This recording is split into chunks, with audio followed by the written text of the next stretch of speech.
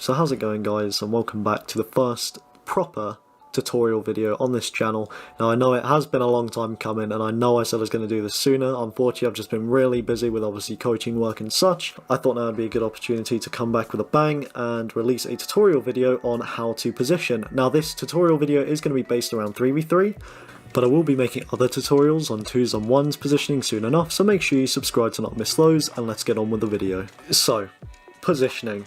Positioning can be broken down into two parts. The first part we're going to talk about is going to be spacing, and then the second part is going to be which role each player has when positioning.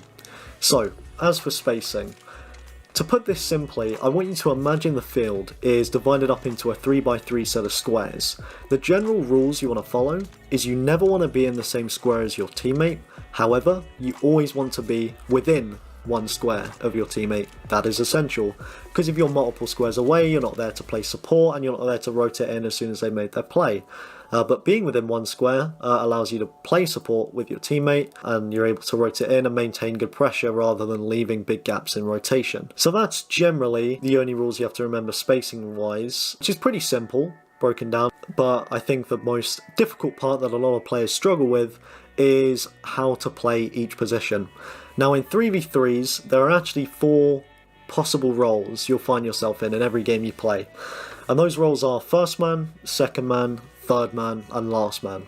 Now we're going to start off with first man. This is definitely my favourite role to play, and I find this the easiest to deal with, because the general rule when you're positioning as first man is typically the player closest to the ball. Their main role is to simply force the play. Now what I mean by force the play is you make the opponent do something, and you can do this either by fake challenging or actually challenging and fully committing. Sometimes it's good to just go, even if you aren't going to make a hit, just to force the play and allow your teammate the extra bit of space and time to follow up the hit. The second rule you've got to remember when positioning as first man in 3s is not to hesitate. You cannot afford to hesitate as first man in 3v3. I want you to imagine rotation almost like a line of people. If first man is constantly shadowing, dropping back and not going, you're holding up the entire line of rotation, which could cause things like double commit, so you bump into your teammate, or be positioned way too close, which is one thing you want to avoid. So make sure you challenge and you force the play and you rotate out as quick as you can as first man. Now, on to second man. Second man's main role is essentially playing support for first. The best means of doing so is to try and always be alongside first man, but a little bit behind.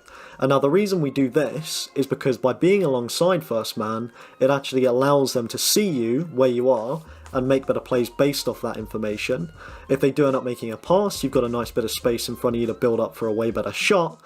But if they do end up losing possession because you're a little bit behind, all you have to do is simply one half flip and you're practically already back if you're starting it around the midfield line and such. Which is essentially the main roles you want to remember when positioning as second man.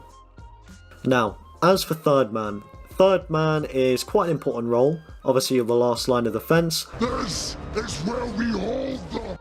But I think what a lot of players tend to do is they misinterpret this as staying all the way back and staying in their net while their other teammates are forcing the play. And I know a lot of players who I've coached might have had similar play styles, and it's actually hurting you more than it's helping. Now the reason for this is because, as we mentioned earlier, if you're positioned multiple squares away from your teammates, that's going to allow the opponents a lot of space when your teammates are rotating to actually take time and control the ball and create a counter attack. So as third man, typically what you want to do is you want to be positioned at least within one square of second man. Typically I'd recommend behind them. So for example, if first and second man were up on offense in the enemy's half, you'd want to be roughly around the midfield line, just holding that position, because being within one square means as soon as they make their play and they go to rotate out, you're there instantly to rotate in, fill in the gap and not give the opponents any time.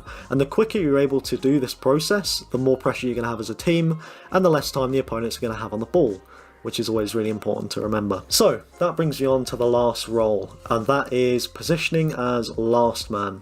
Now last man could be obviously anyone, it's all situational. The main things you want to remember as last man is 99% of the time you don't want to challenge as last man, for the simple fact being, if you challenge and miss as last man, then it's pretty much a goal for the opponents every time, because you're the last line of defence. As soon as they take you out of the play, then there's no one back. So the best thing you can do as last man is to constantly be shadow defending, fake challenging, and buying time. And as long as you can remember those key rules when positioning as last man, that should hopefully help you out a lot more so in game. Okay, thanks for watching the video guys. I do hope you enjoyed it and found this information useful. Feel free to share this with any friends who don't know anything about positioning. And if you do want me to make a follow-up video to this based on 2v2, then make sure to leave a like. And if we can get 10 likes within the first 24 hours of this video going live, I'll make sure to make a follow-up video again very soon. Again, thanks for watching, and I'll see you in the next one. Peace.